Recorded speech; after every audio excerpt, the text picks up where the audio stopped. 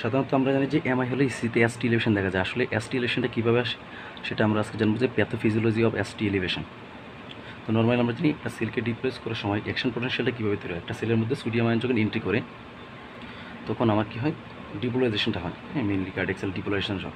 তারপর হঠাৎ করে আমাদের যে সেলের ভিতরে যে পটাশিয়াম চ্যানেলগুলো আছে, সেই পটাশিয়াম চ্যানেলগুলো ওপেন হয়। ওপেন হলেই এই সেল থেকে পটাশিয়ামগুলো বাইরে বেরোতে থাকে।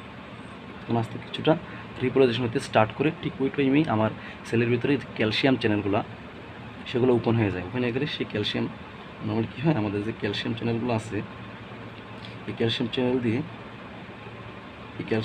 ক্যালসিয়ামগুলো এন্ট্রি হতে থাকে। হ্যাঁ, এন্ট্রি হতে থাকে। ঠিক ওই টাইমে আবার ক্যালসিয়াম আমাদের যে পটাশিয়াম চ্যানেলগুলো, ওই পটাশিয়াম চ্যানেলগুলো আবার যে ওপেন ছিল ওইটাতে আমার পটাশিয়ামগুলো বের হয়ে যাচ্ছে। হ্যাঁ, তো এই দুইটা মিলে মোটামুটি পজিটিভ আয়নের একটা সাম্য অবস্থার কারণে এই প্লেটো ফেসটা তৈরি হয়। তারপর কিছুক্ষণ পর আমার নর্মালি আবার ক্যালসিয়াম যে চ্যানেলগুলো সেগুলো আবার স্টপ হয়ে যায়, যার কারণে পটাশিয়াম চ্যানেল দিয়ে আমার সেল থেকে পটাশিয়ামগুলো বের হয়ে যাচ্ছে, যার কারণে আবার রিপোলারাইজেশন হয়। হ্যাঁ, আবার নিচের দিকে নেমে আসে। তাহলে এই জিনিসটা হলো আমার কি অ্যাকশন পোটেনশিয়াল। হ্যাঁ, ডিপোলারাইজেশন আর রিপোলারাইজেশন।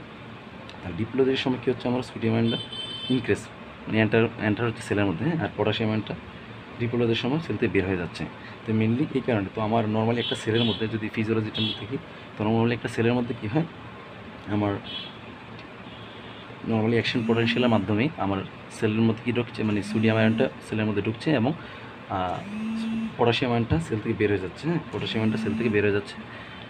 তো এইটাকে ঠিক করে কি আমাদের যে সেলের মধ্যে থাকে একটা নর্মালি সোডিয়াম পটাশিয়াম পাম্প।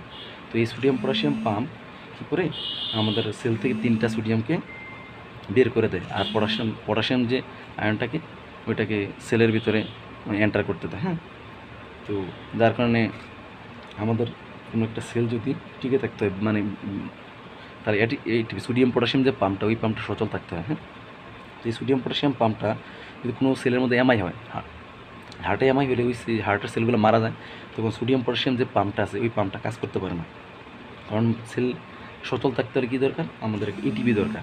তো সোডিয়াম পটাশিয়াম পাম্পটা চলার জন্য যে এটিপি দরকার, সেই এটিপিটা থাকে না।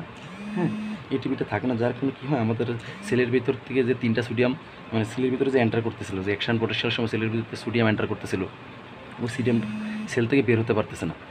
হ্যাঁ, আর পটাশিয়াম আয়নটা আমরা জানি যে পটাশিয়াম আয়ন হলো সোডিয়ামের যে 100 গুণ লিকি যে চ্যানেল।